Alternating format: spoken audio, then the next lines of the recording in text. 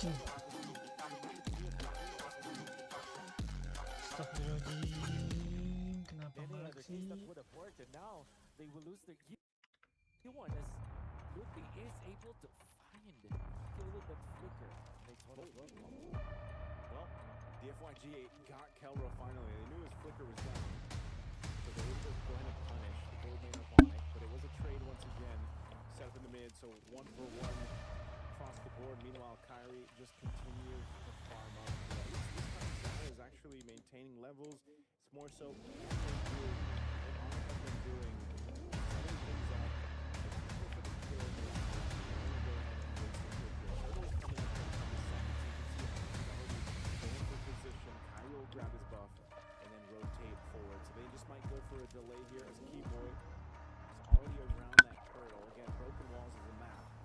Got an extra wall to work with. Shifting Sky's going to bring him back. Trapped in the golden hour, but now Kyrie's going to go ahead and join this fight. He's already smashing down. A lot of ultimates already used there. Daytona's welcome. Golden hour used and expended again. Now Zed couldn't find the opening. Going to get lightning balls here. He moves out, and now Kelra will join the fight. But off for the space, and they'll take the turtle. They'll start it up. DFYG is here with the confidence here. They don't hold the blaze. Where's the turtle with the fight? They're going on it still. They can get there. Teleport memory. They're soloing back to Kelra. Who's going to get punished. So that trade for kills objectives again. I'm actually surprised that they still extended out there. Oh, shifting Skies onto the backlines. They do have the damage. This time comes the jump, and that's a shutdown onto Sans. ONIC getting punished after, again, their overextension. And they stayed in the middle, and they are giving free gold for DFYG. There still is the lead for ONIC, but if you're ONIC, you gotta be careful. You cannot give free stuff to DFYG because they can easily come back from this game with this Hirara. As you mentioned, Wolf in the draft, and you know, when we got there, one of the main key players for DFYG is Fishgod. He's making things work, and this potential is here for DFYG. A kick's going to be used on Keyboy, but Loopy was there. Kyrie sees Fishgod. I'm not sure if they're going to go ahead and go for this. Daytona's welcome, but whoa, the golden hour is going to freeze him in, and there's the Daytona's welcome to the wall. The Fishgod is taken out. Now Luke in trouble, has to pop the defensive. Blazing duet. Couple marks here on U1. He could be in trouble. Kelra seeing if he can get another mark off, but not just yet. Now they're going to go for the tier 1 turret, and they shred through Zed and take the turret next. The bottom lane though, moving once a unit. They want to push the bottom lane to get more control of the map. 31 seconds before the first lord. Fortunately for DFYG, Zaushri's Hirara was able to split push a little bit. Keyboy will not get there in time to cancel the teleport, but other than enough. And you can see that ONIC taking advantage of the situation. Again, they just have to not overextend, I feel like, because that has been their problem throughout this game. You'd be in the middle of the mid lane. Gotta be careful out there, but seems like there will be some reaction from DFYG. ONIC, when they find this out, they will react too. No Zed with a kick right on target. Zed's going to be the one to get punished. Golden hour are going to be used, and again, Sam's burst with Kelra will find it too. Now Zhao trying to run away. The mark's already on him. Golden hour on the defense, but this is now an open to take the Lord. Kyrie alone will go ahead and start it up. They tried to go for that play. I mean, yeah, you're right. He's on the mark. He found the target, but it wasn't really follow-up. No, to be fair, ONIC reacted accordingly. They saw the game. They did not react to the show. They looked where the help is coming from, and they stopped that from happening. Eventually taking out Fishgod. 2, 4, and 3. Unfortunately, on this Sora, DFYG has to figure out a way to make it so that Fishgod will then be activated. They won't allow Fishgod to be reactivated. Someone else has to supplement him, man, on these. And it's been Zed, you know, trying to set things up with a kick, trying to make it happen. Oh, look at that. This is why every single time the Eudora goes over to ONIC, whether it was Sans or whether it was, you know, the lengths of Sunset Lover back on Tuesday before they got eliminated, you just see how dominant they are with it, how strong of a, you know, the poke is. Just, you can't even defend against this base trade push. The Lord is working on the mid, and ONIC They might still actually get the space turret off this wave. They can't do anything up top. Solar now are going to be used. Keep them in trap. And now turret, a couple hits away. They're not going to go for it. There's the shifting skies. Kyrie waiting patiently. This is what they wanted. They wanted the DFYG to try to fight, and they're able to find more. Loon goes into the blazing duet. He can't find the target he's looking for. He's trapped. He's zoned out. E1 could be in trouble next. Kyrie and T-Boy are still there as they run him down. Now it's just Loon, but there's too much damage and too much health bars for Luffy. And now ONIC will go ahead and take the first game in this best of 3 against DFYG. ONIC spent so much of the game. They're trying to lure in a DFYG to this point where they will sleep. I think they're right. They invited them into their box and they were able to win it because of that. Perfect execution of that. They had to sacrifice their for it, but they did end the game. As the Nola coming up from Kyrie was just too much to handle. That's just game 1 of this best of 3 series. A commanding victory for ONIC in the weekend. Can they go through Unity Wave? Let's watch out after the break.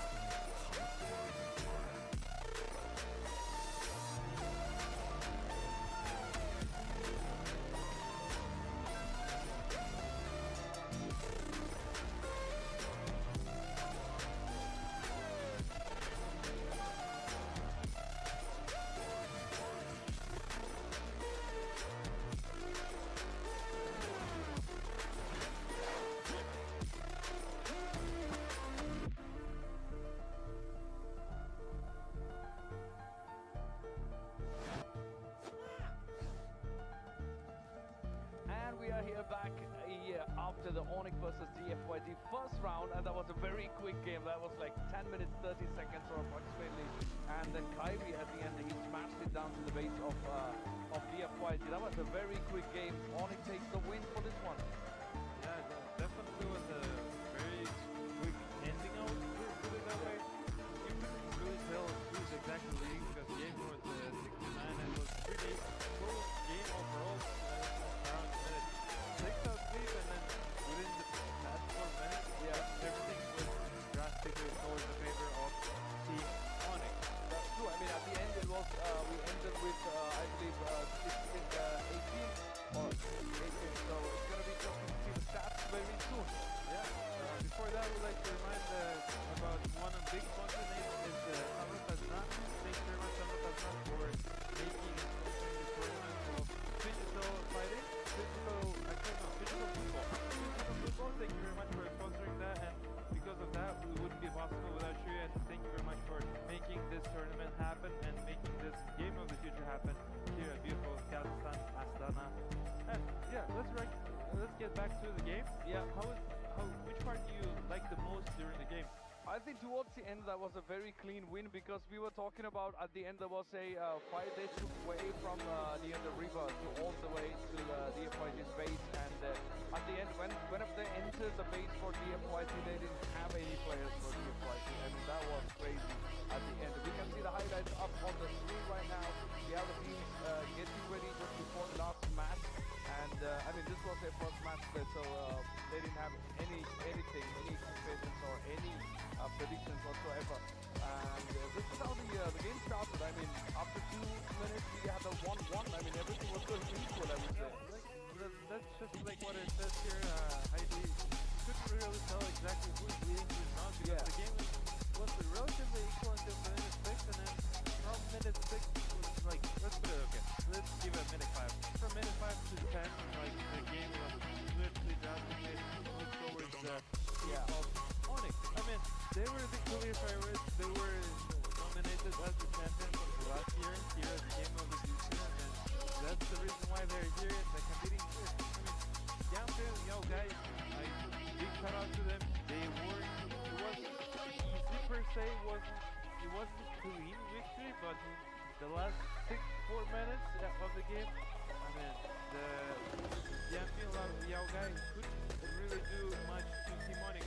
After minute 6 here, as you can see the team fight from this guy, the team fight, ONIC got the fight advantages, and from minute 7 to 8, that's where everything shifts. This team fight will take over ONIC, and just look at constant pressure from them. And I mean, like we were saying about Kyrie, this player, he was giving out the interview that we were watching on the video. He was saying that they would like to do well on this tournament, and they were champions for the reason, and this is the reason. They're taking over the map, taking the control, and the control leads you to the victory. That's true. I mean, after, as you said, after 6 minutes, I think that was a very fast pace for ONIC, but it was very slow that went for DFYG. I mean, here we are nearing the end of the game. This is where they took out almost everyone from DFYG, and then Kyrie shut down Saushi, and then they had 2 players left, and then they finally got a Loom as well before they just marched right into the base, as you can see on the screen now. That was 8-16. That was double the kill points, and very interesting game. Yeah, I would like to also mention that if you were paying attention on the minute 8, there was a 5k gold advantage, and by the time they were ending the game, it was the gold advantage YouTube swing was Premium adalah on YouTube bebas actually iklan more than plus aplikasi 7,000 musik, 1 gold. langganan, It's 2 just aplikasi. way Coba too gratis. much. And as you can see here, the scoreboard 8-16. There's twice of their kill scoreboard done by Team ONIC, and Keyboy, I mean, he's been participating on mostly all the kills. One kill and 14 assists there. I mean, what an absolute goat for being there, always supporting this team. Just like Ludwig is. Ludwig is supposed to with the 2 kills and 12 assists. Pretty much, they've been all participating at every kill there, like against the team of Yang Yao guys. Yeah, I mean the ONIC, Kyrie and also Kelra both played really well. I think Kelra had more less compared to Kyrie, but both really played well. I should say the whole team actually really played well, because after the, let's say, the 6-7 minute mark, it was more open, and this where the team completely were on the DFYG. I mean, ONIC completely smashed ONIC. They were behind them. But before that one, let's give a shout out to Yandex Go for being one of the sponsors for this game for the Future 2026 in ASTANA. Make sure you scan the QR code right up on the screen and download the app, because it's got everything you need. It's gonna make your life a lot easier. So do not forget Yandex Go. Download it from the QR code right up on your screen. And we move on to back to the game, and we are just 1 round done. But that was a very quick game. If this goes the same way as in the next game, we don't know, because we have the history of the DFYG getting beaten, but they're coming back up again in the next game, like how we saw in the last one. But again, as Steelwalker said, I mean, ONIC never had a fail. I mean, they never lost 1 game in this tournament, right? So that's a huge advantage. That comes with a lot of confidence as well when it comes to this tournament, and ONIC as a team, and they've got the star players on their on the desk as well. What do you think about the next game? Any expectations? Man, there's nothing to be said. It just will be ONIC just played extremely well. There's as we speak, there is a comparison between Kyrie and Zhao Shu, and as we can see, the hero damage here is almost a half of it, like 1.5 hero damage difference. 35k damage to 20k damage of Zhao Shu, and the gold difference is actually almost 2k, more than 2k.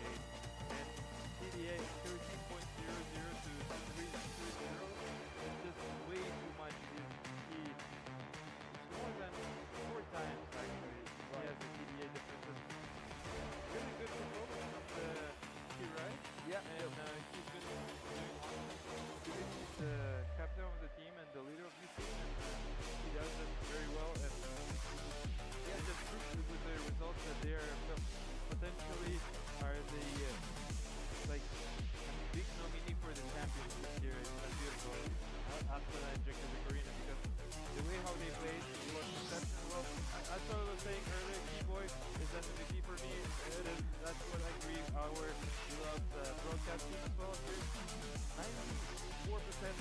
He has participated in 1 kill out of all the quiz. He's been most missed on 1 kill and 94% kill participation. I think this is the most highest kill participation I have, honestly, with this Keyboy. Great really, performance. really awesome, awesome play, and also Lutby there was also 1 kill below than the Keyboy is. That's true. That's very true. I mean, it was very clean game. I think it will be actually a 2-0 towards the ONIC. I mean, ONIC are the clear favorites. DFYG, I believe they are them the best, and hopefully their strategy will work out in the second game. Maybe they'll adjust the drafts and pick more heroes that have more victories. Maybe we'll get to see Barrett, or maybe we get to see Harley again with explanation of Belisa, because those two heroes have been playing before from the team of others, like Rusty, and they were doing it actually very well.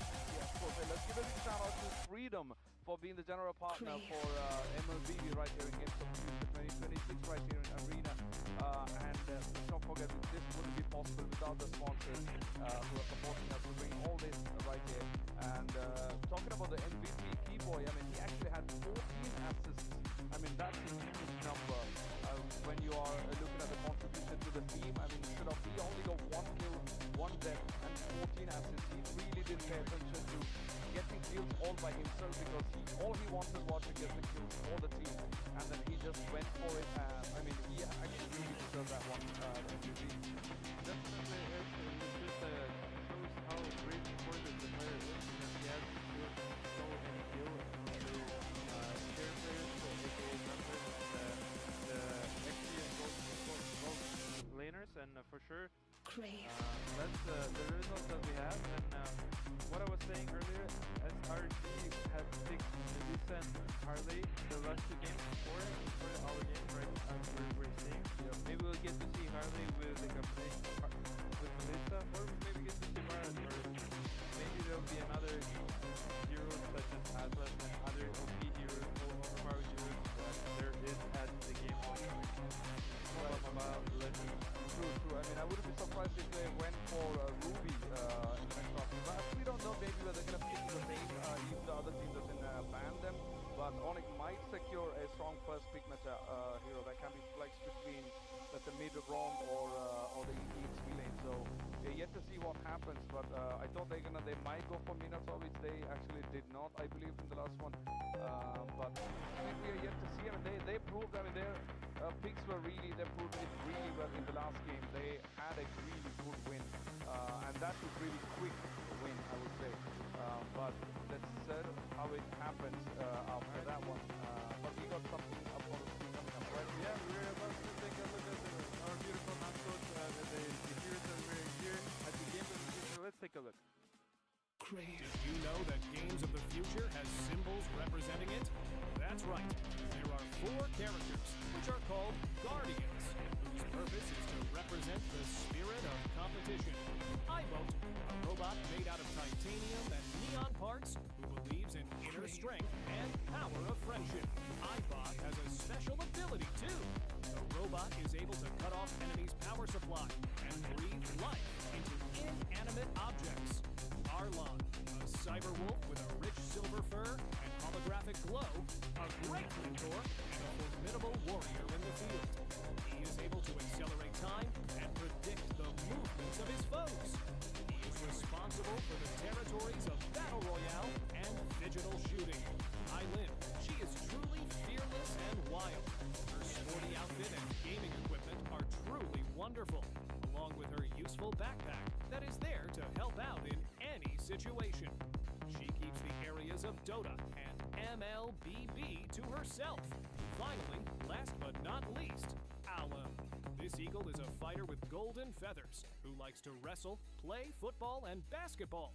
Everywhere he flies, he leaves a trail of petroglyphs. His special ability allows him to analyze the situations at unimaginable speeds. He is a keeper of many areas, and we love him for it. We're back here once again at our Victor Arena. Thank you very much for this introduction of our beautiful symbols here at the Games of the Future. Have you seen the actual event being appearing on the actual digital games on soccer and on soccer, football? Yeah, and they were actually doing it very funny, walking on the crowd and saying hi, hello to the crowd. It was actually fun. It was very cool because it keeps everything really entertaining because we have the real mascots coming out in the arenas, all the games. I mean, we have one mascot applying for multiple games, so which is really cool. And also, I believe these mascots are assigned on the basis of what kind of games they are. Because as we look at the wolf, it's for the PUBG and also the shooter, which basically both are kind of shooters. So I think really cool concepts, right? Yeah, and there's also physical mascot-esque for the sports, and for the other ones are the actually the esports. And we'll take a look at how it's going to be. Seems like the games are about to start and the players are getting ready. And let's get to game number 2 and see who's going to be winner. And good luck to both the teams. Let's pass the word to the Niso and Wolf. Thank you very much, guys. Thank you so much, Lias, as well as Haiti. Game number 1 went by so quick. Don't even recall that it was a one-sided affair. But DFYG, when they turn it out, it's always going to be. There were some moments in this particular game that it played out, or that I thought that they could actually fight and trade against ONIC, but ONIC was just too good at forcing their DFYG. Nice year. What should be the adjustments now? The top of your head, what do you feel like is you to get for opponents on that? I feel like there's a lot that DFYG actually has to adjust with, just because, I feel like I said this even before we got into when we were in the draft for game 1. I was like, one of the main things, lesson learned from yesterday too, was, Zed needs to be able to go ahead and find those setups that he's looking for. And, unfortunately, we kind of pointed that out when the draft did come through, and it was like, you're going to pick up this pro, you're fighting against the Barretts across from you, plus people in that golden line, right? Having that Marcel. And so your job is super difficult to try to get those kicks off. And Fishgod did a great job on the Sora. Actually, I think Fishgod has been the most consistent throughout the matches of DFYG. He's been very good at going and setting things up, even pumping out some pretty good damage on the Sora. But unfortunately, once he was done and once his ultimate was extended, then what was left, And Lone never had the opportunity on the clock to get that power spike that he was looking for. And that's what I was saying about how ONIC, so far they've been playing this meta so well, they can end games very quickly. So if you're going to go ahead and lean towards, some of those marksmen that are a little more late game centric, like the Quad has been so far for a lot of people, especially when Melissa's banned out, you have to make things happen elsewhere across the map. And even for Zhao, they prioritized the Harara, but then you really didn't see them do anything with it. You know what I mean? So it's like, I hate to keep going back to it, but it's all the draft, right? What are you going to trade through the draft? Even the bans are different, and I think focusing on getting the Harara for Zhao just wasn't enough to trade out right away that Barrett's pick over, and even the Eudora was a big problem that Sans had. Yeah. There's also this factor of just giving away too much, So the Melissa was banned out, but they still gave away the Barretts as well as eventually the Eudora. And there was that Marcel, which is also a problem. There's so many meta picks that they gave out that they just set up for a plot, which is already a hero that most of the teams will veer away from intentionally because they feel like it's not the strongest hero in the meta game. Anyways, a lot of problems that we've seen so far, but of course it's not the end of the world. There's still a way for the FIG, and this time they start with a good one. They pick up the Barretts. ONIC are quick to trade with the Harley and the Atlas. Okay, I think that's good. Get the Barretts at least. This was one of the main things that we were wondering about in the previous game, and so at least you secure yourself. Is Barrett's the best? Is he the best hero right now? Like, do you think value-wise? Yep. I feel like Who would be second to Barrett, or like even with Barrett? Hirara for sure. I Hirara. feel like, and then the Paquito might be third, but the Paquito, its strength diminishes when there's a Barrett, but if they're together, oh, there's no way it's go around it. It's just a strongest hero combination. So ONIC, they gave away that Barrett, but they got 3 good ones in the end. DFYG still settled with this club. I don't like that they are putting a lot of emphasis in this hero, but I guess this is what they wanted to. This is what they wanted. It's like this is like their lineup, and I feel like the problem I have with that is they probably have trained with this way too much. They might have overcooked with this, and the problem with it is that you just pick the Uranus and then you're done, right? There is a lot of problems now that DFYG has to solve between the Atlas as well as the Uranus. So Barrett is the way to go, and I think DFYG locked it in. They're gonna go again for Loon on the Claude. I'm really wondering what they're gonna go ahead and put in the jungle here, just against this Harley. You know, you've got to deal with Kyrie and the Harley, and because of the bans already on the Hirara, plus the potential Paquito, Fanny, going to the jungle, there's a lot. I feel like that needs to be seen from Zhao. Maybe they want to go for a Gwyneth, I don't know, Gwyneth? At least a little more crowd control or something to work with. Something utility-wise, maybe? Maybe not. Maybe the Gwyn. Oh, it's banned out. That's what I was thinking, it's the last band that comes out on it. Yeah.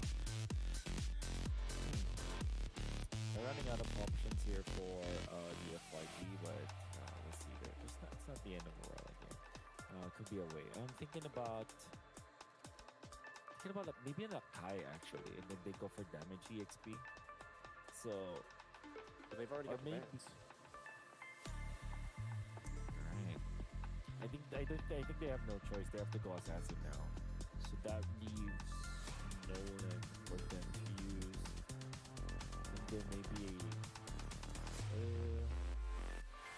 Pick up the Nolan, and then you go for your Rome. maybe a Badang actually. They might not have any choice. They can play that actually. But for ONIC, what is your Ocean? They still have the Harris, but it's not the best paired up with the Harley. They might just go for maybe a Ruby after.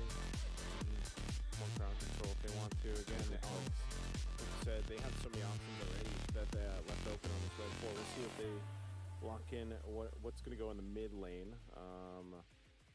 Either they still need the mid, and they also need the gold lane. Again, they usually hold on to that counter part for the end here. So, and you're already against a Claude, so you don't have to rush it. I think this is one of the things though is when they want to pick up the DFYG for their last 2 picks to round this out.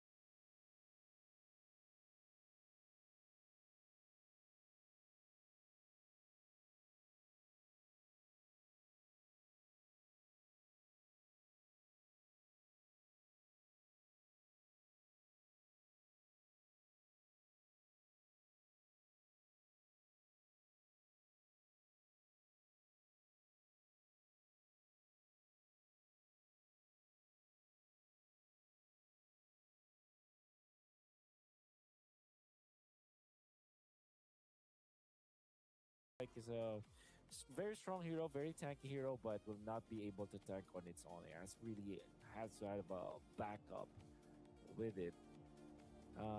What did they go for their roam?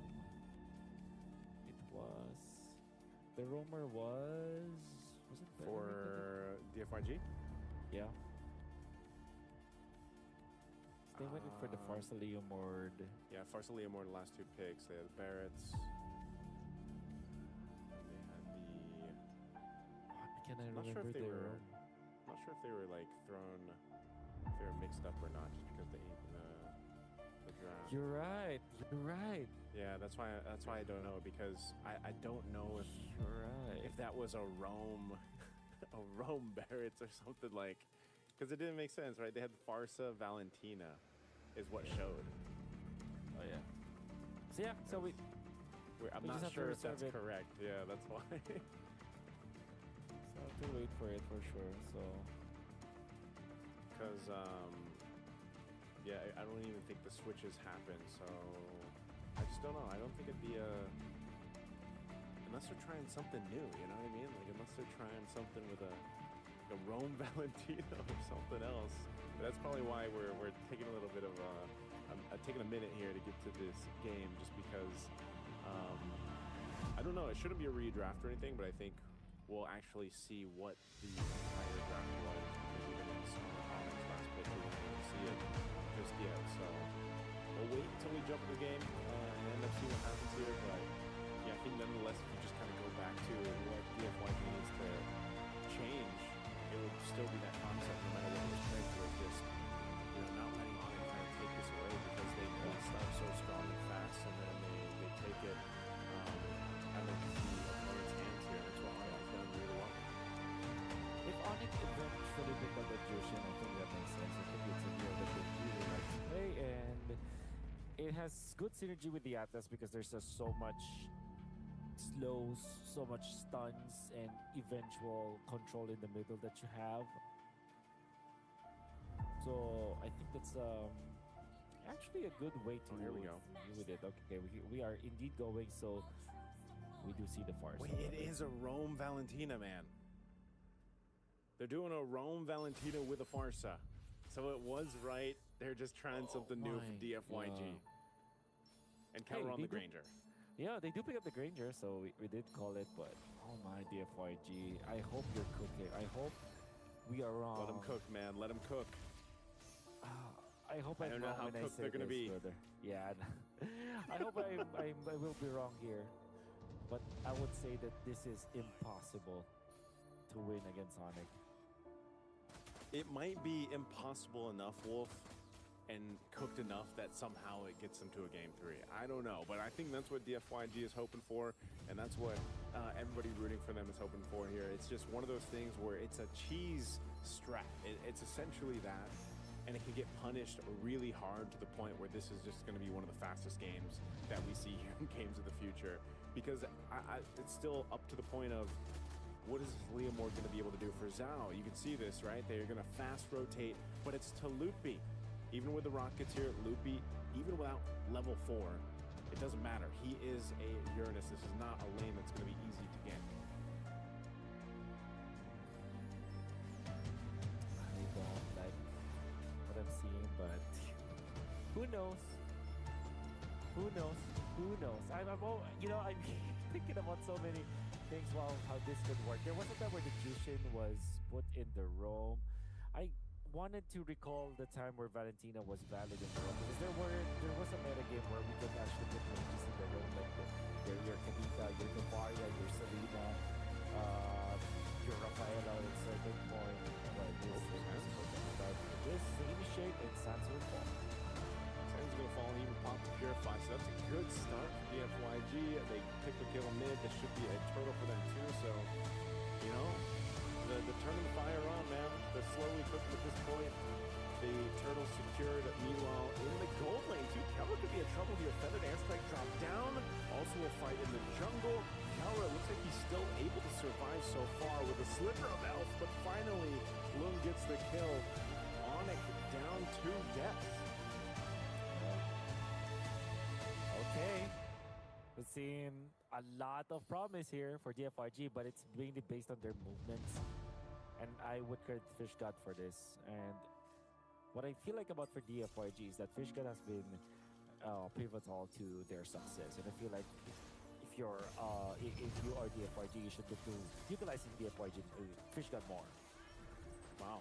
They just deleted Kyrie too. It looks like they're going to keep on going to the pressure. There's the fatal links being used. Lung right on target. And man, DFYG is making it happen. Forget what we said earlier on.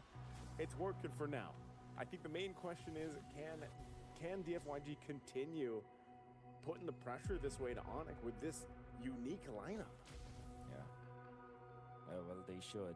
And that's the thing with the Leo Morty. It gets snowball really hard in the early stages, especially if you're backed up with the Barons that's confident. Again, FishGod, really good player, pivotal to the wins of DFYG. DFYG looks good when FishGod is looking good, and I feel like if given this kind of hero, very strong in the meta, can actually facilitate for early game team fights, you're gonna have a good time for DFYG. Folks happening here in the mid lane. Keyboy's there. Now that ONIC has felt what DFYG can throw at them, they're going to go ahead and be a little more calculated on this. I feel like stolen fatal links here for Zed. Well, first items now being picked up to the glowing wand picked up for E1.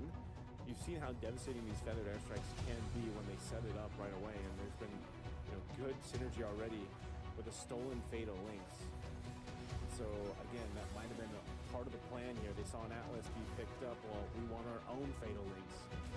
Ruby up on that front side. This turtle's gonna be worked on, but they don't care. They're just gonna give this up. They were looking elsewhere, and they just look to farm up what they can for on.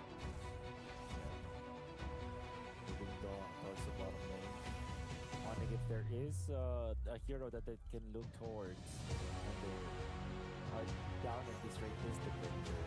I'm not talking about just how good Sekarang can be, but it's good because the Ranger in general is a hero that if you just give him a Sky Cursor, he's gonna be able to participate in the second and the third level, which if you are playing correctly and just getting the kills, you can get the game back to favor. But it seems that DFYG are not gonna let that happen. Zed, Rome, Valentina 1-0-2, making us eat our words about this Valentina. At least for now, Loopy gives some information. He's going to go ahead and pop the consecration. Could be in trouble though. Might even get caught here. Daytona's welcome to the Feather Airstrike when he pops the Purify.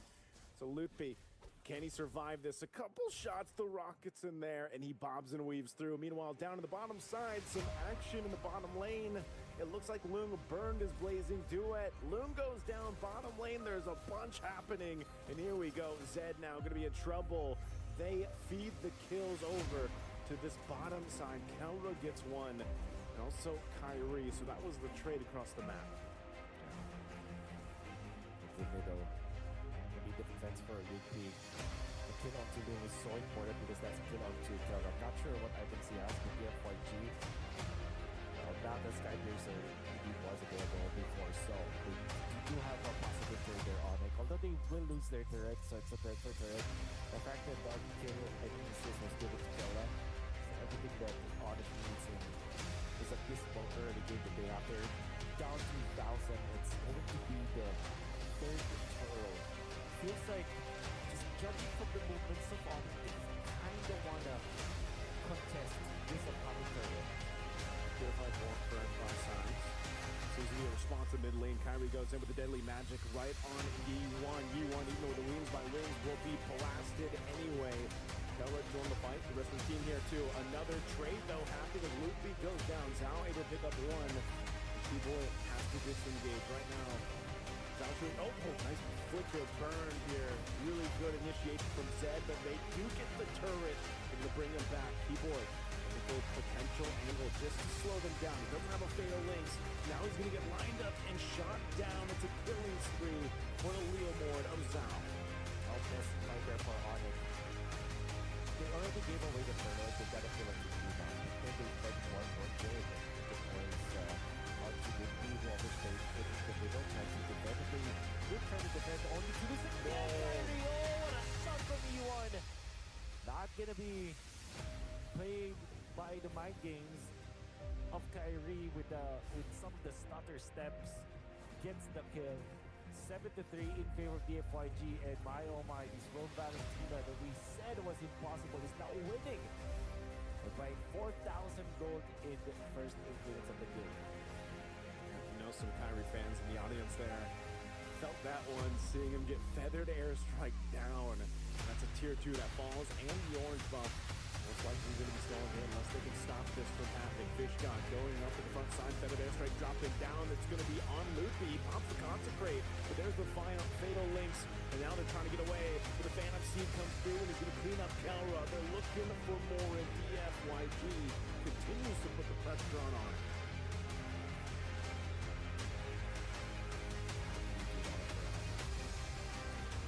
Especially if you guys just snipers or stats already.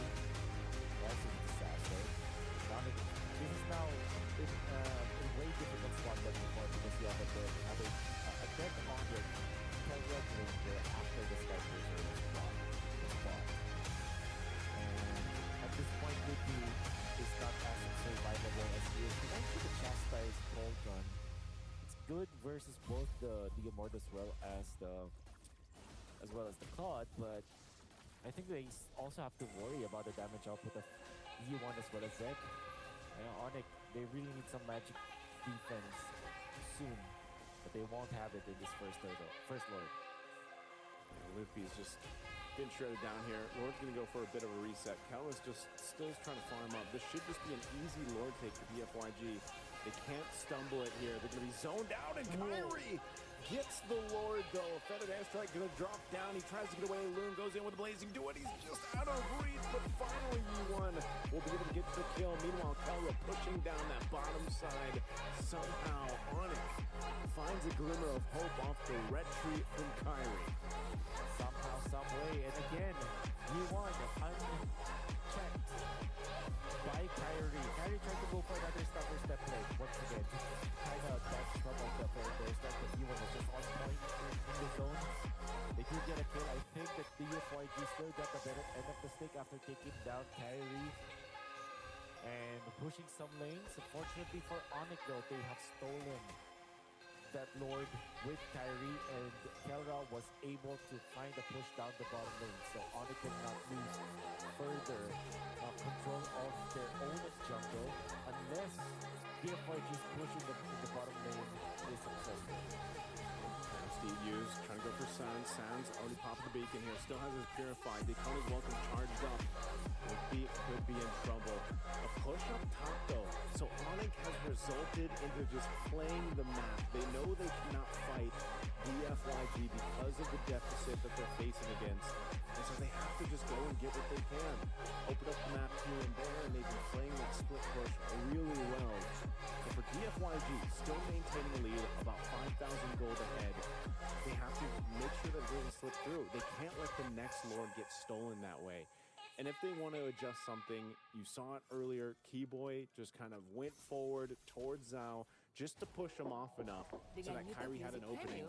I don't think that's going to happen twice, so right now, but ONIC has bought themselves a couple more minutes to farm up and try to catch up here. Nikmati ribuan playlist yang dipersonalisasi dan stasiun radio, serta nikmati musik saat layar mati atau sambil buka aplikasi lain. Ada banyak yang bisa ditemukan dengan YouTube Music almost Menu. have they almost have the Trinity onto Loon. I don't know if I saw that incorrectly, but at 11 minutes 40 with the lead that they have, they should have the Trinity already. But anyways, they are poised to take this game. Look at this. Loon wants to go for the Rose Gold here.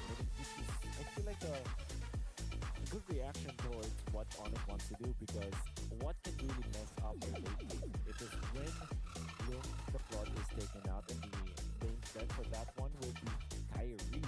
And if you do secure that item, it means that Kyrie will not be able to get you easily, which generally means that the idea here for ONIC is for DFYG is to make sure that their win conditions are intact.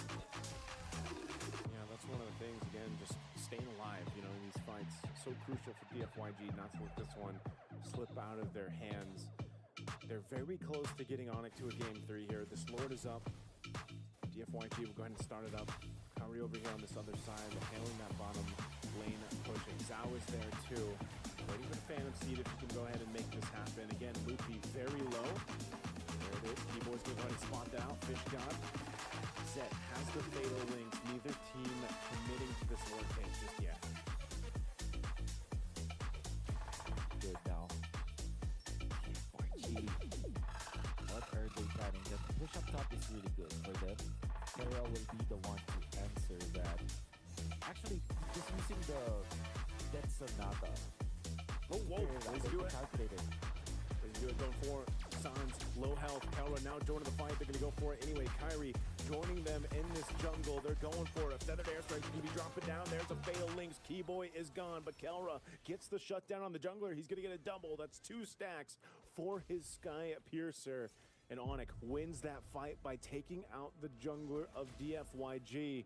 They're going to go reset and recalibrate before they decide to go ahead and try to take this Lord if they do. Kelra playing with their minds. Long lane getting pushed heavily. Kelra went there, just popped the Death Sonata. And you think, if you're DFYG, you saw the icon for the Granger and you automatically default, okay, let's fight. But Kelra just popped one ultimate and now the outplay's coming up from Kelra. Almost taking him out, forcing the figure as well. Oh, he forces E1 back. That was so good with the Wings by Wings, but now Keyboy joining. They need the opening here. Lung with the blazing duet. Luffy jumps in. He wants to kill him, but Kyrie will get the Lord. And now he's shooting down Fish God, taking the Rhapsody shots and another stack for Kelra. DFYG losing back-to-back Lords. Just way too good at it. In the entirety of ONIC, they're back in the game because of those Lord fights. DFYG are inexperienced for that one. And even taking out Di Zaushi aplikasi back-to-back deaths for the YouTube Music, jungler kamu bisa who mainkan lagu is favoritmu just di roaming latar around, belakang sambil giving away beresin himself to barangmu yang ONIC, berantakan di giving depan another mata. Sky Coba Piercer 1 stack, bulan 5, 2, and gratis. 3 for Kelra right now. Starting to be a disaster. Now they're back in the game. Yeah, that's so tough, man. Back-to-back Lords. The first one, a Lord steal from Kyrie. The second one, a fight that didn't go their way, resulting into ONIC now getting the space to move around the map here. And yes, you mentioned it, a couple stacks on the Sky Piercer for Kelra. Even more deadly. He's already got a Wind of Nature too. We'll see Halbert locked in. He's got the defensive items that he needs, and that's going to be a problem now, trying to take out Kelra. Divine Blade for Kyrie. They play to catch up, and now they're ahead. ONIC knocking down some of these base turrets here. That bottom one more swing from the Lord will take that out, and they're looking for mid. Here they go, approaching this base. They're gonna go for this top side turret, still gonna be worked on, but a feathered airstrike keeps ONIC at bay, and they'll back off from there. So once again, ONIC turning it over, gets one base turret down. Now DFYG still chasing. They don't want to get it over, they won't overstep. And here they are, still in this game. ONIC, quite disciplined out there, but you gotta commend DFYG for the defense for a little bit. At this point, there is a world where if you learn what ONIC did in the previous game, you'll understand that DFYG, all they have to do is to be patient. I think that they are still pretty strong in this game because their goal is there as well. Oh, look at Kyrie. ONIC. Look at his positioning. He's going to go in from this backside, potentially take the purple too, but he sees this feathered airstrike's already down. Is he going to try to burst down Lung? He's waiting patiently. They have that mid wave pushing in. Conceal was used. They're trying to slow them down here. Kyrie's just going to make his way to that mid turret, push that down further. DFYG is getting scrambled as the base turret goes down. ONIC is just delaying them from going back to the base. Zed holding on to these fatal links. Are they going to go for it? Already, Kelra gets the space he needs. A reaction of what we've seen before. And now he loads up. Zed's gone. Gets a double on Fish. He's looking for more. DFYG once again in scrambles as Zhao can't do anything. And it's only Lung versus the full force of ONIC. They're in the base. They have a wave down bot. They're looking to end it here. Looking to take out Lung if they can, and they will, as it's a legendary for Kelra. And ONIC will go ahead and work on the crystal, and they will sweep DFYG in this Games of the Future 2026. When DFYG were leading, Kelra was 0-1. It ended up at 9-2-3 for the Granger, the gold standard of ONIC, with all that ONIC members have done all throughout this game, the patience that they played, and that Lord Dance that was wonderfully orchestrated by ONIC, they have, were able to outplay DFYG. Big props for DFYG for starting strong in this game number 2. After being down 0-1, you think that they already have it, but then again, ONIC were just too good at the game and they were more experienced. Props to DFYG. Unfortunately, that is the end of the night.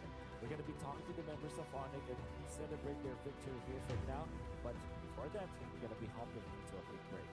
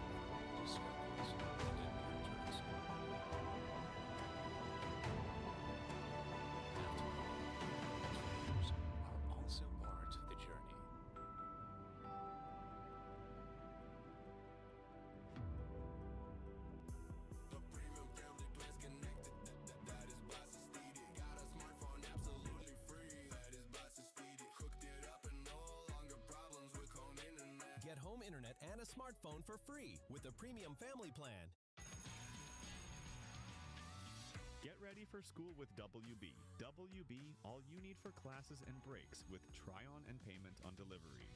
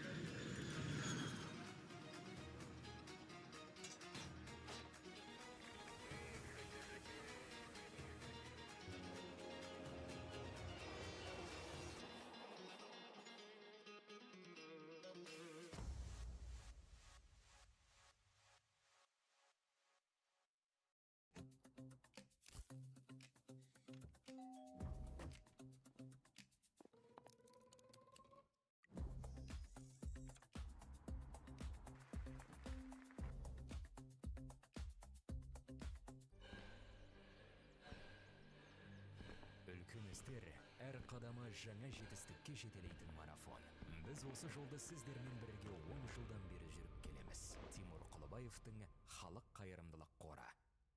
Центр кредит банкымен сіз қарапайым және заманауи шешімдердің ортасындасыз. Нық сеніммен жаңа мүмкіндіктер ашып, тексерілген сапаға сеніңіз. BCCKZ мүмкіндіктерді кеңейтіңіз.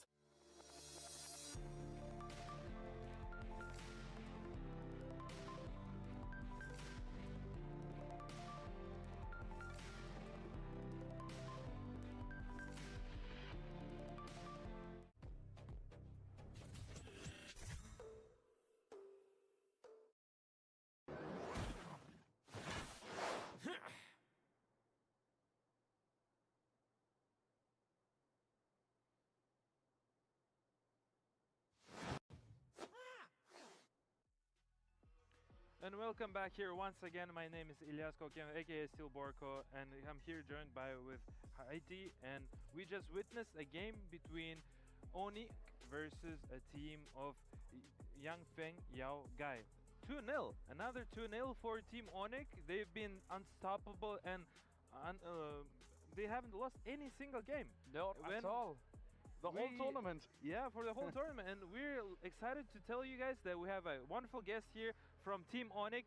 His name is Kyrie. Kyrie, how are you? Hello. Welcome. Doing good. Hello, thank you. Welcome to our panelist desk, and Yes. just welcome to the Kazakhstan overall. How are you feeling? Yeah, it feels nice in Kazakhstan, especially there's a lot of welcoming people here when I got to Kazakhstan.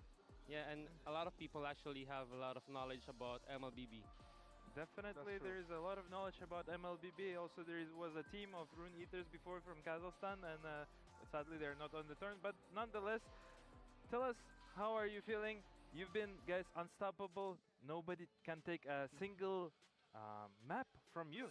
Yeah, yeah, it feels nice that we haven't lost a single game, but again, we're here to get the championship, not just to not lose any game. We're here to get the championship. For the second time, right? I mean, Yeah. last year you took the championship once, and now Yes. you're here come for the second time. We got your runner-ups here as well. We had them yesterday, so they are also really looking forward to facing you, Aurora Gaming. Yes. What do you feel? Are you do you think you're going to be facing them again, or does it really matter? All you need is championship. Yeah, we actually want to have a rematch again versus Aurora since they are very good, very Yeah. strong team, and hopefully we can meet them again. Of course. Yeah, it's interesting that you're saying that, Kyrie, because Aurora Pagu was saying that they want to see you guys in the finals. Have you heard of that? I haven't, but we're also looking forward to meet them. Anywhere in the tournament, we just want to beat them again. Beat them again. Yeah. Beat them again. I love that. And of course, the last game, I mean, the first game went really quick. I mean, we had a very quick game in the first one, and then the second game, it was kind of long, I would say, comparatively. Did you go into the second game a bit more cautious because the game started a bit on their side? DFYG was slightly, powered at first, but I think towards the end, when it went to the end, you actually flipped the whole script the other way around. So were you a bit careful when you came to the second game, or were you like, okay, we got this? We actually got surprised by their pick, the Valentina. Yeah.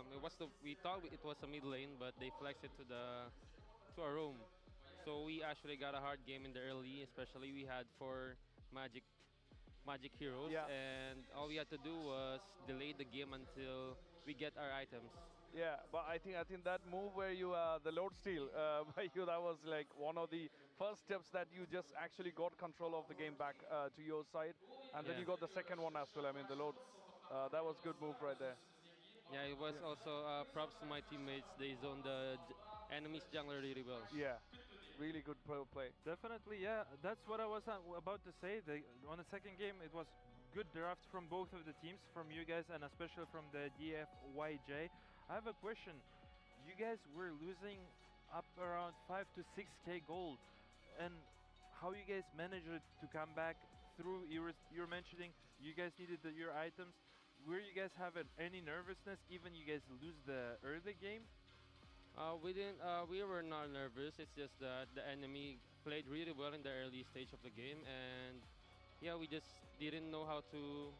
We're not really familiar with the Valentina room, so we just tried to get our items and try to deal a lot of damage late in the game. Yeah, did you find any unexpected picks or bans in the second game? Something you didn't really expect? Yeah, 2 of them actually, the Leomord and the Valentina. Especially the Valentina was a roamer, right? So Yeah. we didn't really expect it. And Right. the Leomord, the last time it was fake, I think it was in the many months ago. Okay. So we didn't expect it. I have a now question to you, a little bit different type of a question. So you guys are from Southeastern Asia, the whole region. How does it feel to play at the LAN with the different regions, and was a difference in terms of the style and how you guys quickly adapt into it? Actually, with my team, ONIC, and my teammates, we already had a lot of experience in international stage, and yeah, whenever we fly across any country, we just play our best. We just always try to do our best to get the championship. That's good. So the place doesn't really matter to us. Oh, okay. Yeah. Interesting. That's really true. That's really true. I have another question. I personally have no more questions. You have any questions to SCA fans and to your personal fans and anyone that you mentioned earlier you would like to see Aurora, but is there any other teams that you want to see beside Aurora? For example, SRG. The team that we actually wanted to face was TL. Oh no, not TL. Sorry, TS. Team Okay, Spirit. yeah. But they didn't get to the playoffs. So yeah, any team works. Right. for now. That's true. I mean, great. Congrats again. Thank you Thank so much, you. Kyrie, for being here. Thank you Looking so much. forward for your second sure. championship, hopefully. Thank you very Yeah. much once again for your time. I Thank appreciate you. your time and good luck tomorrow for Thank you so for the semifinals. That was Kerry from the team ONIC. Thank you very much, Thank Kerry. you. Thank you. You can go if you have any questions, any last words for the fans. How do you say thank you in Kazakhstan? Rahmet. Rahmed. Rahmet. Rahmed. Wonderful. Thank you, guys. Rahmet. And Rahmet to you, Kerry. Khairotan. Khairultan. Yeah, nice. Here we go. Khairultan. Thank you. Khairultan Thank you to so you much. as well. Thank you. And thank you very much for your so being much. nice and good luck tomorrow. Thank you. And best Thank you. of luck. See you guys tomorrow. See Thank you guys. you. See you tomorrow. And that was Kyrie from Team ONIC. What an awesome dude. I mean, all the players here are just very energetic, very, I would say, humble and very, how to say, confident. Yes, I yes, of course. I like the confidence from their eyes, and it's just amazing to witness so many players here from all around the world here here in Astana and at the Game of the Future. Meanwhile, let's look at the highlights. Like as we were saying earlier, Yangfeng Yao Gai, they definitely were owning this game. Let's put it that way, because they were up on a 5 to 6k gold and they were just dominating the first early game. But unfortunately, they couldn't make it to the victory. Yeah, I think we are looking at around 9 to 10 minutes mark, and that was a huge lead for DFYG, like 9 to 4. And then I think the ONIC completely turned it around towards the end, and they actually pushed the game time as well to because they finished it pretty quick in the first one. But the second game they took both the loads, and I mean the first one was really cool where Kyrie had the load steal and then moved to the second load as well. I mean, second load I don't think DFYG had a good fight right there with the second load. So, but the first load was really tricky. But I mean, good play by Kyrie and of course the whole team as well. Great team play for ONIC, Yeah. right? Speaking of Kyrie, now he's making a highlight here again, killing a Lord. Meanwhile, I would like to mention again, he's been playing on a hero called Harley. And again, once we see Harley has been winning once again, and we see the whole screen here, scoreboard. The Kyrie is Killera actually has more the gold than Kyrie. I was thinking Kyrie has the more gold, but actually no, Killera was doing it really well. He was actually getting more kills, and I would like to also mention Sanzi because of his assists, always on point. He hasn't died much, just the same as Lutpi. I mean, Lutpi against standout player as well on the game number 1 and game number 2 here at the Jack the Jack Arena. And would like to also mention our Zhao Chung, the player from the Yangfeng Yao Gai.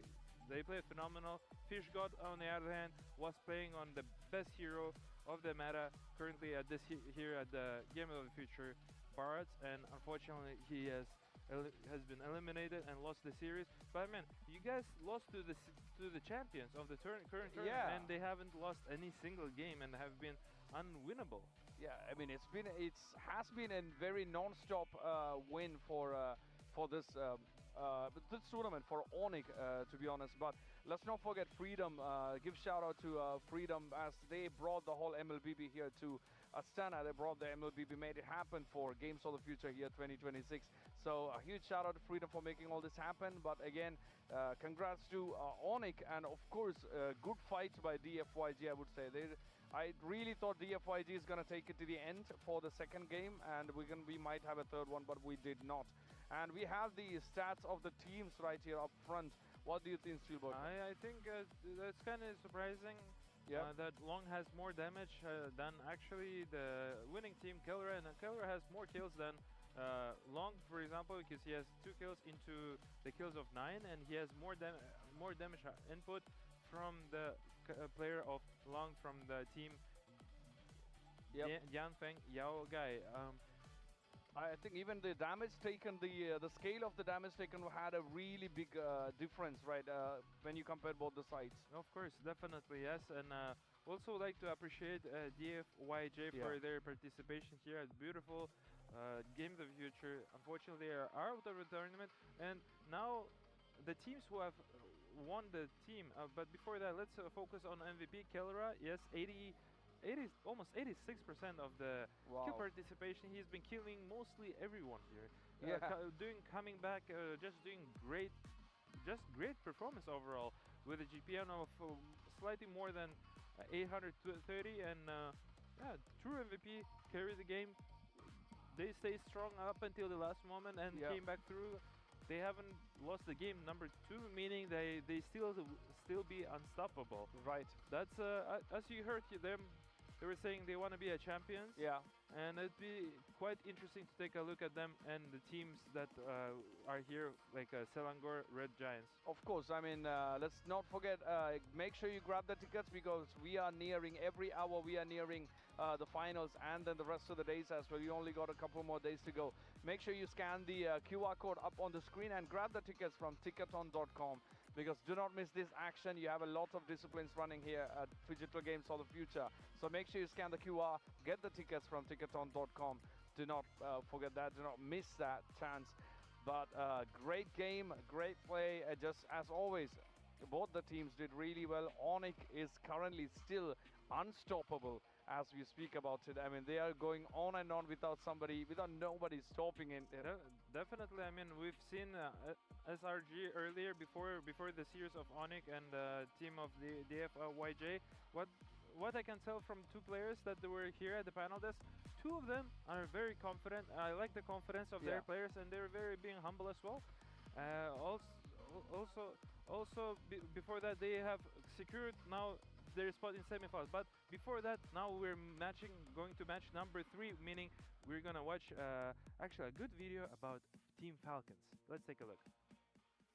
We are coming to you live from the Kazakhstan Athletic Complex, a place where a new kind of sport is emerging, combining 2 realities together, both cybersports and real sports. The phygital format is defining athletes of the future generations, the ultimate warriors who wield real drive, power, strategic reasoning, and cooperation. Today, we are lucky to interview a Mobile Legends Bang Bang team, which represents Team Falcons on the international stage. Ever since starting their journey in 2017, Team Falcons is famous for being a cultural force, redefining excellence in gaming. Let's get to know our athletes. Please, team, could you introduce yourselves? Hello, I'm Ogwen. I'm the roamer in Team Falcons. Hi, I'm Flap, EXP laner for Team Falcons. Thank you so much. Please tell us, is this your first time in Kazakhstan? It's our second time. We've been here to Almaty at the other tournaments, so it's good here. Wow, that's awesome. Tell us, do you like being in Astana? When we got here, our first time, it's snow, but right now, so it's warm, so... We are glad that you like it here. Next question. When did you guys realize you became more than just players? It feels good because we're not just a player anymore, but we always do our best to play our game, and we don't really care about the others, so yes, we're focusing on ourselves. What separates a champion's mindset from an ordinary player's mindset?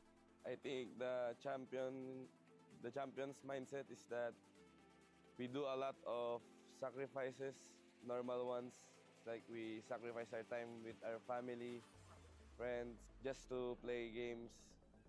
And yeah, I think that's what separates us from the normal people. Does your family approve of your career and support you from the sidelines? Yeah, our family knows we're here and they're really rooting for us and supporting us from our country. This is very touching. Next, can you please share what is harder, becoming a champion or staying a champion? I think the hardest part is staying to be a champion. It's hard to stay to be a high level. For me, it's hard becoming a champion because all of the team wants to become a champion and you must fight them with all your strength.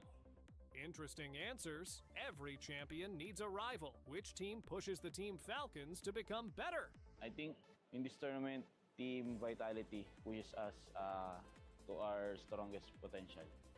Vitality does have a very strong roster of athletes. If your team's playstyle was a hero in Mobile Legends, which hero would it be?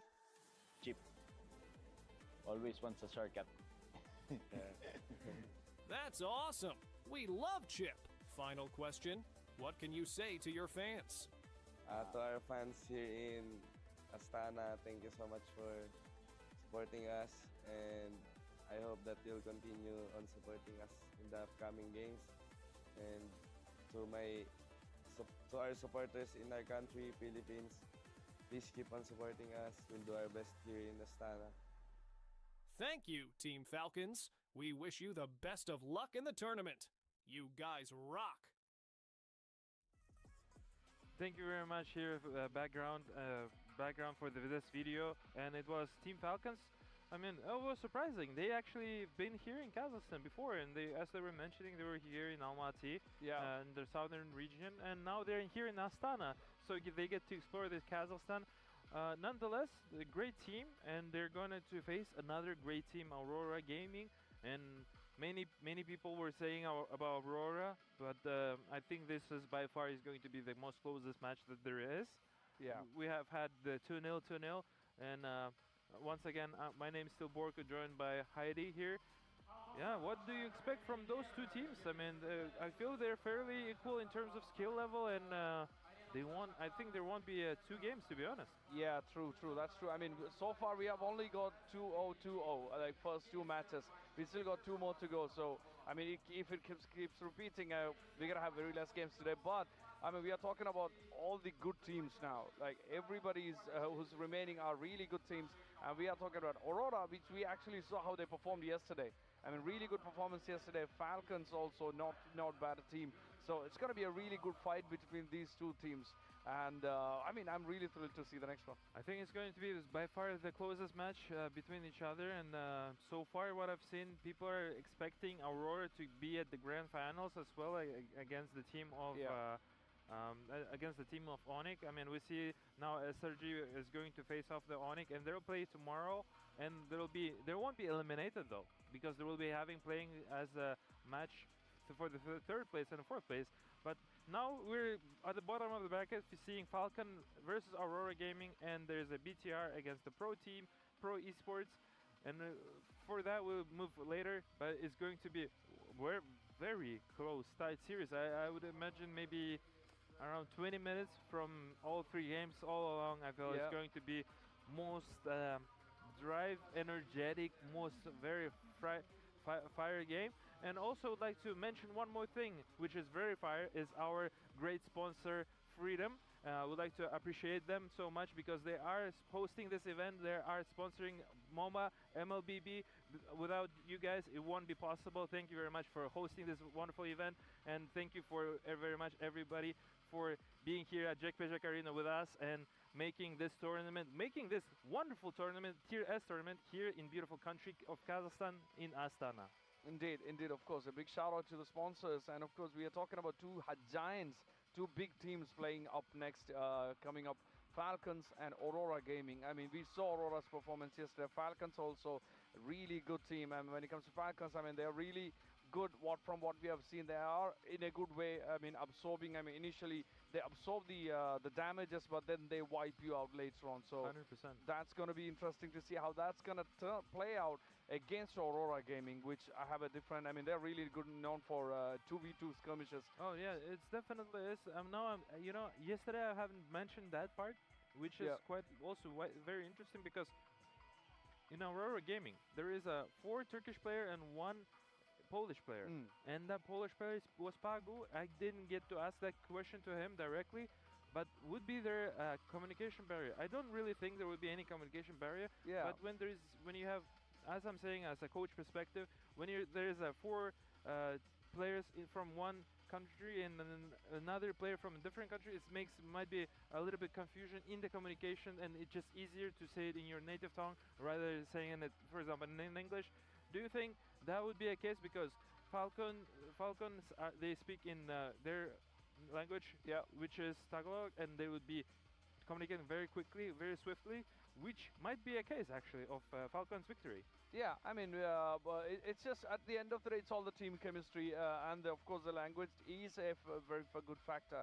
But I think most of the cases they're going to be, if in cases of two different origins of players, I mean, they might be sticking with a language that's easy for all of them. And also, at the end of the day, language plus the chemistry that they have on their team is going to be crucial. Yeah, and before that, we'll also like to mention to you guys that you can watch all our beautiful games at the Game of the Future. Every game that you can watch, and it's accessible at phygital-plus.com. All games that are necessary over there. It could be, if you're into sports, you could watch the Phygital football. There's a Phygital basketball. There's also Phygital shooter actually, and much more. It's going to be Just Dance, for example. It's going to be, I believe, today or tomorrow. And yeah, all the games are available over there, and take a look. Moving forward, now I have a thing. What I noticed, there's two different regions from Europe and Asia. They're going to fight toe-to-toe, so it'd be interesting. This would be interesting games because European and the Asian, the chemistry, the draft would be different for sure, and would be exciting match to take a look at. Yep. It's very true. I mean, it's going to be interesting because, as we say, every single team and every single player might have a different style of playing. They have their own strengths and weaknesses. So when it comes to the Falcons or Aurora Gaming, they're going to be sticking for the most part with the strategy that they already have in mind. But there can be chances, just like how Foot Esports did in the first one. I mean, they might be making live adjustments on the fly because at the end of the day, I mean, you have to make adjustments when unexpected surprises that comes in. But for the most part, I believe both of the teams might be running with a runner mid lane, roamer mid lane combo. So, I mean, we are yet to find out, actually. We still have to see. 100%, because they want to fight for the turtles, and they don't want to give the bonus that they're getting from the creep over there. And it would be interesting to take a look at which approach the teams are going to take. Yeah. And it would be interesting to take a look how they're going to advance moving forward. Yeah. Now, come to think of it, do you think it's going to be a 2-0 from both of the teams? I mean, I don't know. I mean, we will get to know possibly a 2-0 or maybe like 1-1 and then leading to the second round. If it gets to a point where 1-1, that's going to be the first one today. Because so far we only had 2-0. 2-0s, yes. But the thing is, the 2-0s were from the teams with the lesser experience, let's put it that way. And there was a clear favorites. And now it's relatively similar level. Right. Or even Aurora is slightly above because they were as the grand finalists, and the ONIC wants to play against them. Of course. And it would be interesting to take a look at what they do. Indeed. And let's not forget, make sure you grab the tickets from the QR code on the screen. Huge shout out to Freedom for being the ticketing sponsors. Make sure you log into ticketon.com or scan the QR code on the screen and grab your tickets, and do not miss any games because you only got a couple of games to go. But yeah, I mean, we are getting geared up for the next match, which is Team Falcons versus Aurora Gaming. And it's going to be interesting to see how that turns out. The drafting phase is going to come up really soon.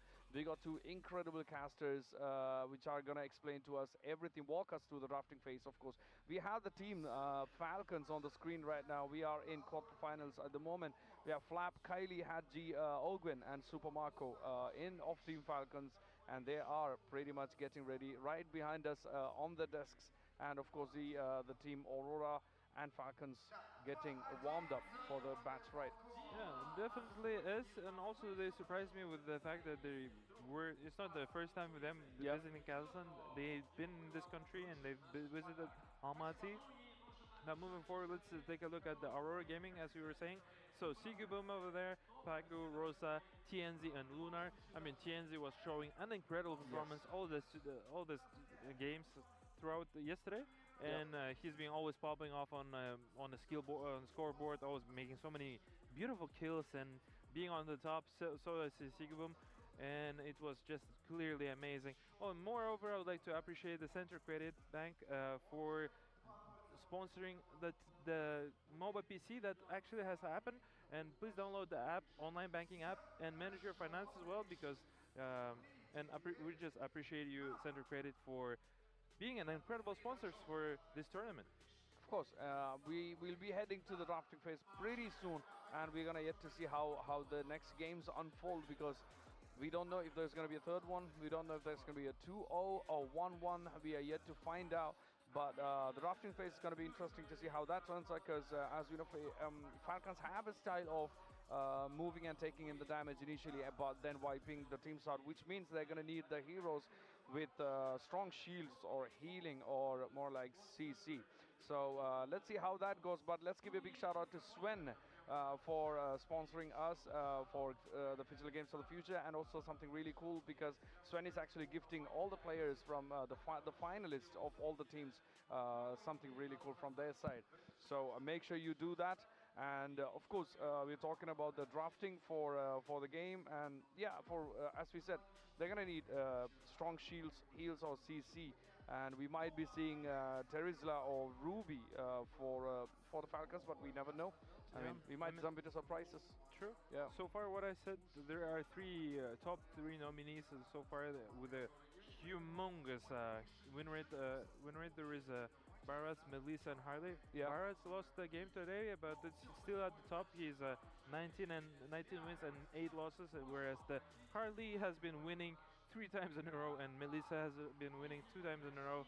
And so far, we'll see. And as you can see, they were behind us. So there were our beautiful symbols at the Game of the Future there, and at the big screen. Yeah, so far we're waiting for the players to get ready, and every headset making sure that there is to work, and making sure everything runs smooth and without any delays. Of course.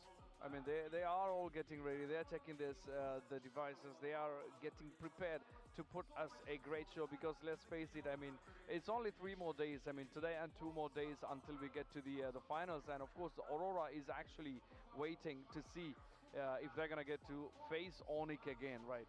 Yeah, of course. I mean, we'll definitely take a look how they do. And reminder for everybody, it's tomorrow.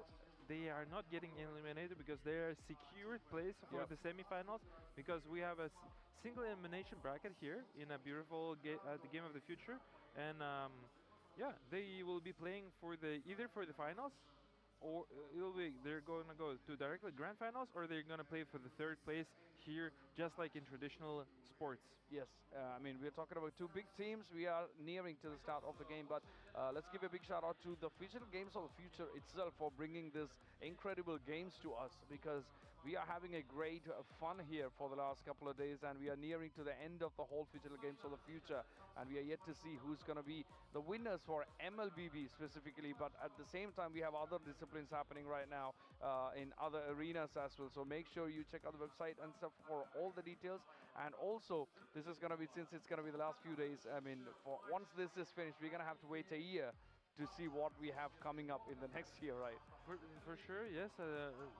Thank you for that, Haji, and it will be interesting to take a look at how teams are prepared, because Aurora Gaming is quite interesting team, because they have been playing it very well, but they managed to come on the second for the groups, and they've been playing on the round of 16, and they managed to pull it through on the round of 1 and 8, and now they're gonna face off one of the strong teams here at the arena, which is Falcons.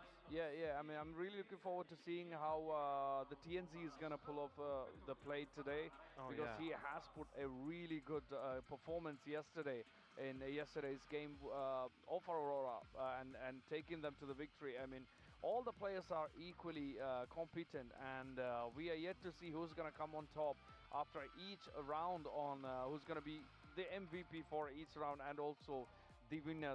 And if we are ending up with a 1-1, that's gonna be the first one today after 2 matches. Yeah.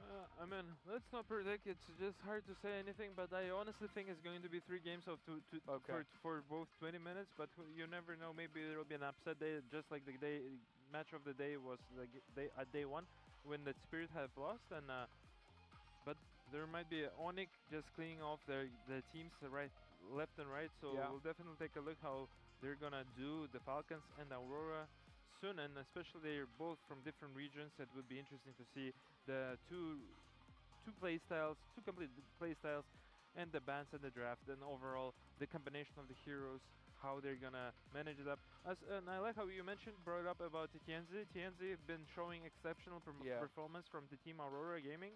I mean, that guy was killing people left and right, and I believe he was the one who made 18 kills within 18 minutes, right? So like getting a kill per minute, which is insane for me. And I mean, but for him, it's not that insane because for him it's a piece of cake. I mean, he seems to have like a bread and butter, so he's doing it well. Yep. And when it comes to Falcons also, I mean, Falcons had really had a 1 day break, I believe 1 or 2 days break now. So they're coming back at it again today, and they are known for picking some heavy tanks from of the heroes. So and also it's, I mean, drafting is usually we can predict to a limit, but then after that it's up to them, and also the limitation that the banning can pose. And we are yet to see if we run into any surprises, any pocket picks, or all the respect bans. So still to find out, right? Yeah, definitely is. And after that, we'll be seeing another team, so BTR versus Pro. That will be happening after the game that we're about to see against Falcons and Aurora Gaming. Yeah, there's quite interesting what strategy both teams is going to go. If they're gonna check any of the heroes, Baras, Melissa, or Harley, the most meta heroes here at the game of the future. Yep. And or maybe they chose a different route and just play their game. Yeah, true. I mean, let's not forget the huge prize money that everybody is working towards, which is $900,000 US, and that's a huge money to work towards too. I mean, that's a huge contribution from the sponsors and also the Future Games of the Future, bringing the MLBB with a huge prize pool.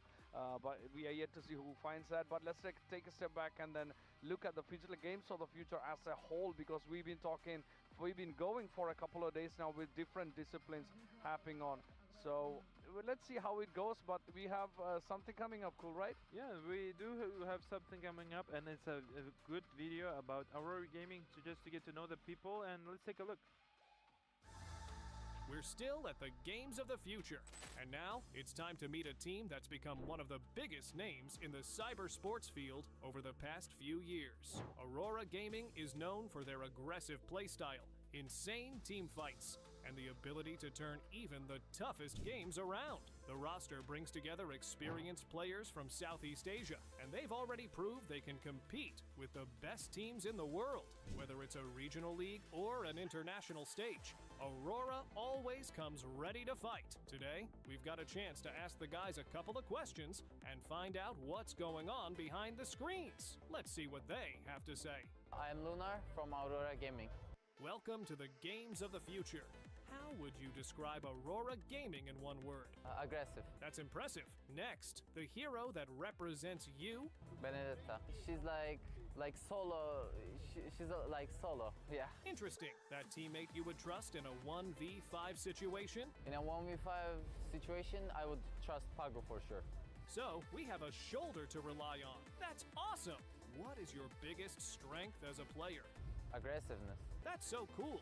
Name one team you always want to beat? Right, currently ONIC Indonesia, because they beat us last MSC. They better be aware. And when you face a strong opponent, do you focus more on their weaknesses or on improving your own game? No, when we are facing good enemy, we're just playing normal. We don't care who the enemy is. We see you guys are tough. What is the hardest challenge a professional player has to overcome that fans don't see? I think the hardest part is not the gameplay, the mental part. Like maintaining your mentality is the hardest part. Thanks for the answer. Finally, do you have a message to Aurora fans around the world? Thanks for all of the Aurora fans that's supporting us. Keep supporting us. Thank you. Thank you, guys. As we can see, Aurora Gaming did not come here to lose. The team is a true example of dedication and fierce spirit. Let's see where it will take them. Good luck to Aurora team. Thank you very much, Aurora Gaming. It was incredible performance and incredible introduction of the team to get to know them exactly. Also, I would like to remember they were playing at the Group A. In the Group A, they actually, first game they played, Aurora Gaming, they lost 2-0 to SRG. Okay, and moving forward, they won after their series, and they have qualified as a nominee. And the Falcons, however, in their hand, they got a free buy of a victory on the Team Spirit, because Team Spirit have failed to come on time to Astana because they were flying from the different tournament. Moving forward, Falcons actually won the game 2-1 to DFYG that have just now been eliminated. Yeah. So it would be interesting to take a look at. The teams are getting ready and the players are getting ready here at the stage. We're excited to tell you guys to give our words to our beloved casters, Naiso and Wolf. Do you have any final words before we go? Oh, good luck for both teams. Good luck for both teams and good luck for the casters, and take you away. Thank you.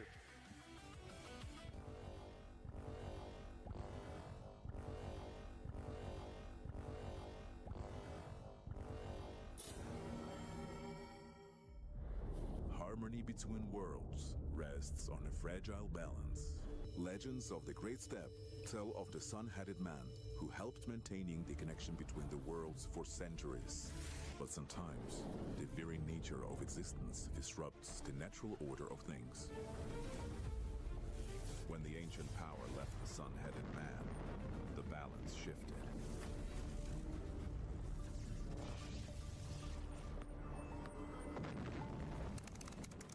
Attention. Massive energy surge detected. The energy within the sun-headed man's artifact has awakened. So, the chosen ones are already there? Newbies without a guide. Then it's time to meet them. Someone's got to get them up to speed. Look what my robot can do. Not now. I'm playing. In search of those destined to restore the lost harmony, the energy split into 3 parts.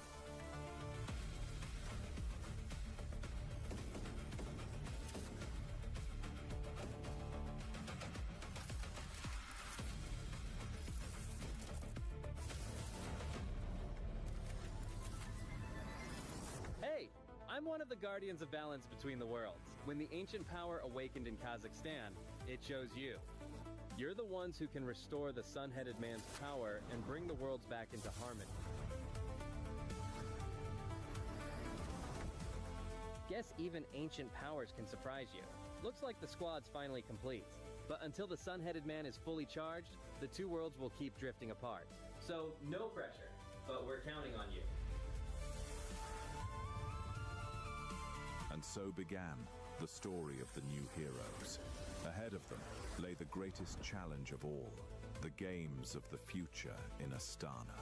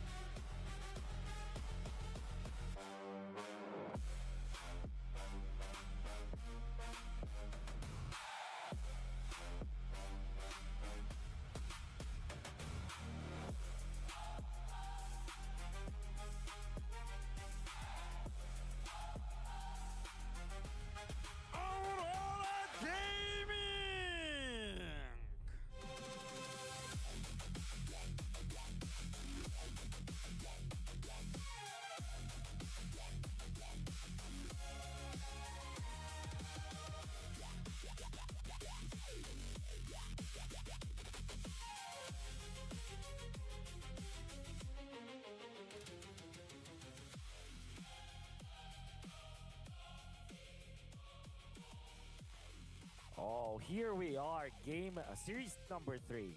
You know, we've seen 2 stumps so far, Naisu, but I'm pretty sure that this is the series that everybody is looking forward to, and that might mean that this might not be a stump. This might not be a 2-0, or if it will be a 2-0, it will be closer the most. Your casters, Wolf and Naisu, about to bring you the action of Team Falcons from the Philippines going up against Aurora Gaming from Turkey. Yep, this one, if any of these series goes 3 games, I think this is going to be the one to go ahead and do that. Again, for Falcons Philippines, you know, I think they obviously want to go ahead and make some international redemption if they can, if you will put it that way. Even for Aurora Gaming, you know, they started strong in the last international, leading into this for Games of the Future, and now they want to get to a grand final position again. I mean, they already went there last year for Games of the Future 2025. They unfortunately got swept by ONIC, and the way that ONIC showed us in the last series against DFYG, and Kyrie's interview, by the way, if you guys missed that, you know, they're looking forward to a lot of teams. Kyrie did mention he wished they could have faced off against Team Spirit. Well, unfortunately for all the teams that were hoping to go against Team Spirit, they were knocked out early on, and so we're left to this. You know, still teams need to go home up to this point. We've already sent 2 out, Wolf, and 2 more, and eventually, or unfortunately, one of these powerhouse teams today in the series in a best of 3 will be sent out of Games of the Future. But by the way, apparently we are getting heard in the stadium right now, in the hall right now. So, if you are supporting Aurora Gaming right now, maybe you can make some noise. And if you're supporting Team Falcons, maybe you can make some noise too. All right. I wish we could hear them, man. But you know, if they can hear us, hey, that's great. We appreciate you guys all coming out to support your teams. You know, Wolf, we've seen that. I've seen some of the fans, you know, with these, I don't know if they're their own printed out paper forms or if they're handing them out there, but I've seen through the stories of the players and some of the coaches that they've all had some of these like meet and greets going on out there. I mean, that's amazing to have out there in Astana, of course, for the fans. And you know, that's why I was wondering too, you know, yesterday we got to see Ruin Eaters. That was the hometown team competing there. And we talked about how, you know, they've been getting some of the reps in and everything else, but unfortunately they got knocked out yesterday. Imagine if they would have been able to go towards today and compete again, but hopefully we get to see more of them. And, you know, we're left with these teams fighting out for that prize pool money. Again, we talked about this too, just the massive prize pool, the prestige that there is to say you were the champions of Gamers of the Future, and we'll see what's ending up between these 2 teams. You know, Team Falcons, Aurora Gaming, both powerhouses. You know, and the most recent tournament have shown us that they are really, really, really good at Mobile Legends. Unfortunate for Team Falcons to have dropped down their 3rd place match when everybody is expecting them to be the eventual champions of the tournament. But at the same time, they still are pretty good, right?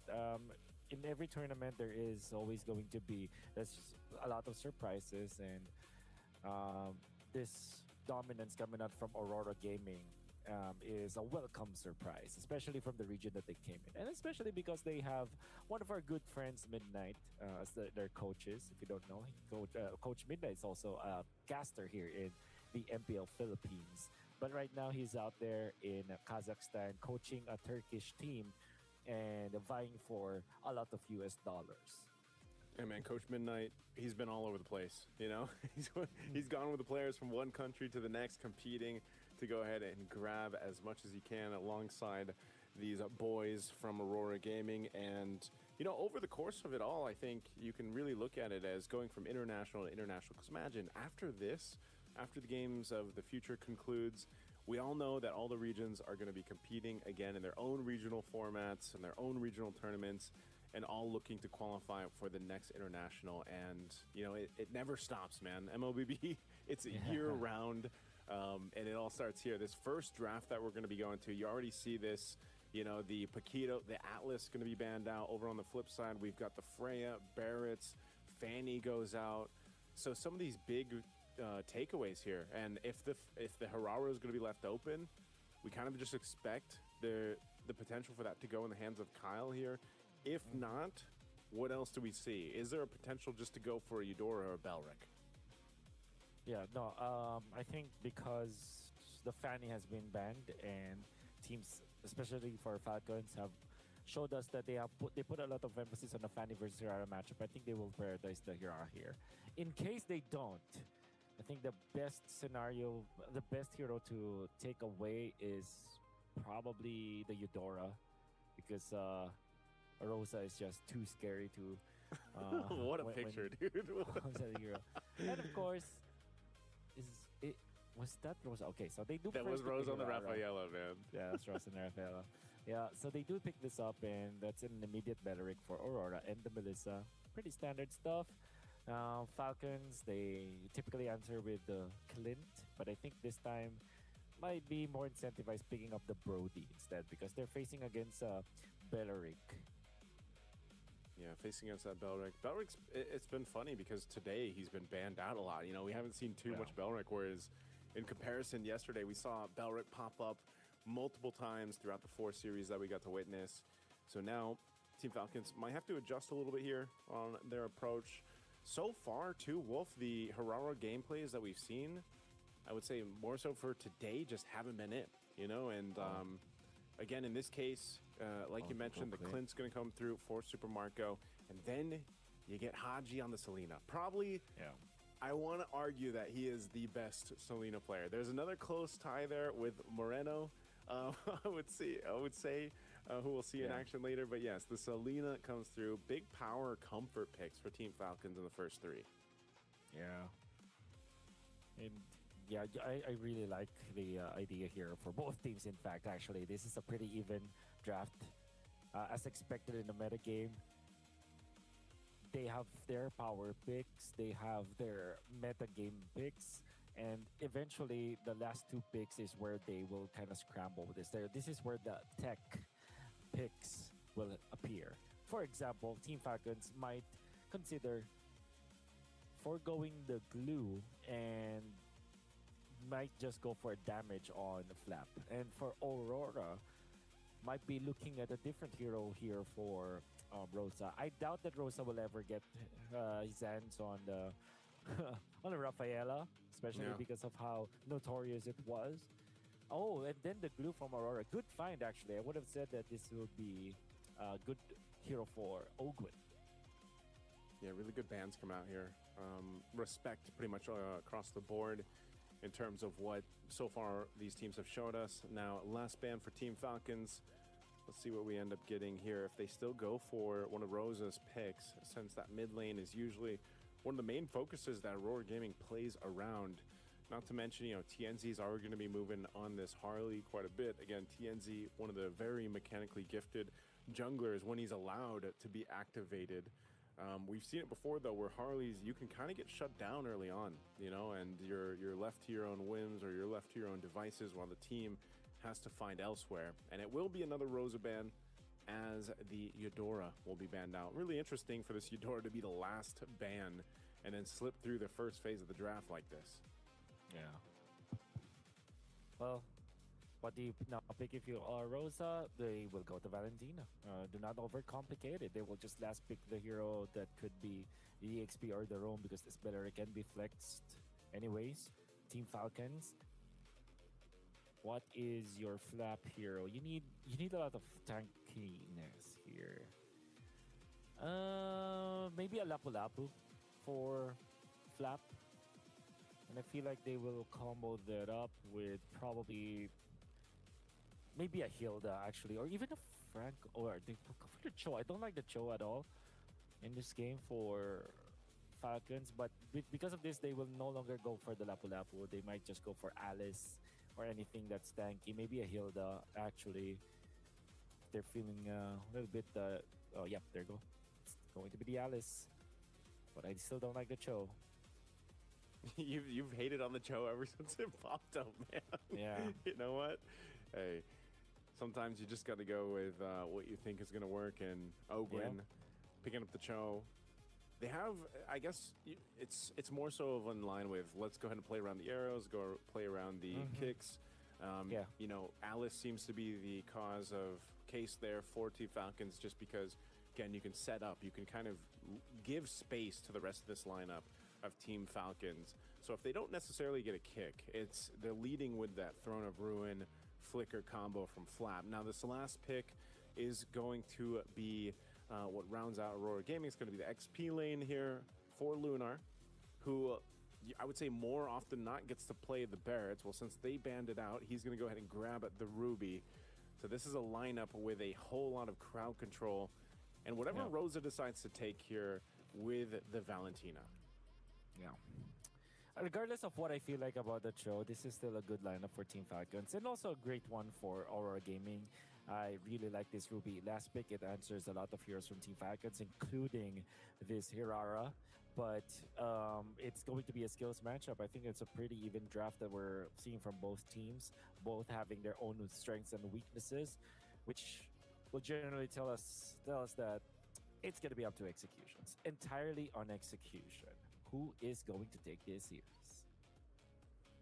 Well, it's going to come down to execution here. We got two powerhouse teams going to battle it out in this third series of the day here at the Games of the Future 2026. Again, moving forward is all they're focused on, because the team that loses in this best of three will be sent on out alongside the other two teams. We said goodbye today. Let's jump into the land of dawn. It's game one in this best of three between Team Falcons and Aurora Gaming. Starting with